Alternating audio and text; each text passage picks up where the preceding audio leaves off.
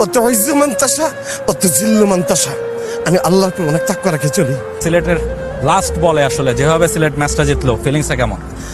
এটা একটা অদ্ভুত ফিলিংস, এবং আমি বলবো যে আমাদের সিলেটের মানুষের দোয়া, শাহজালালের মাটির মানুষ আমি। আমার মনের মধ্যে আমি অনেক চেষ্টা করছি আমার সিলেটের ইজ্জত বাঁচানোর জন্য। রংপুর হচ্ছে সবথেকে one of the best team, one of the best team. তাদের সাথে খেলানোটা আমাদের জন্য একটা হার্টবিট ছিল, এবং আমরা যথাসাধ্য আমরা ট্রাই করেছি to get the best outcome.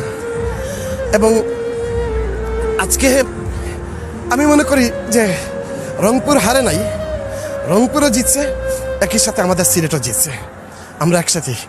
এবং শেষে যখন মঈন আলী আউট হয়ে ফেলেন শেষ বলের আগে, তখন আসলে কি মনে হচ্ছিল?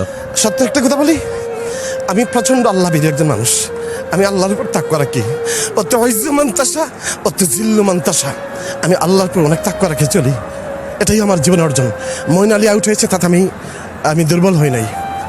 তবে আমি যে জিনিসটা হচ্ছে, আমি জানি আমার আল্লাহ আমাদের সিলেটের এত মানুষের, হাজার হাজার মানুষের চোখের পানি, লক্ষ মানুষের চোখের পানি আল্লাহ কবুল করবেই করবে, এবং আমরা খুবই আশাবাদী। দেখেন, রংপুর মনে হয় প্রায় 2বার চ্যাম্পিয়ন হয়েছে, আমরা সিলেট এখনো ট্রফি নিয়ে যাই নাই। এখন আমাদের সুযোগ আমাদের নিয়ে যাওয়া, এবং আমাদের যা করতে হয় তাই করব ইনশাল্লাহ, ট্রফিটা সিলেটে নিয়ে যাওয়ার জন্য। দেখলে আপনারা বেশ বড় কয়েকজন ক্রিকেটারও নিয়ে এসেছেন শেষ দিকে, মঈন আলী, ক্রিস ওকস। এটা বড় কথা না, এটা হচ্ছে পিচের উপর অনেক কিছু নির্ভর করে, মাঠের উপর অনেক কিছু নির্ভর করে। রংপুর আজকে পারফরমেন্স করছে দ্য বেস্ট, এটা আমি একদম স্বীকার করতে হবে। বাট এরপরেও আমাদের যে বিদেশি প্লেয়ার আছে, আমাদের যে দেশি প্লেয়ার আছে, they did their 100% as well. So আমি আবারও বলি, হারে নাই কেউ, দুজনই জিতেছে, দুইটা টিমই জিতেছে আজকে। Thank you so much.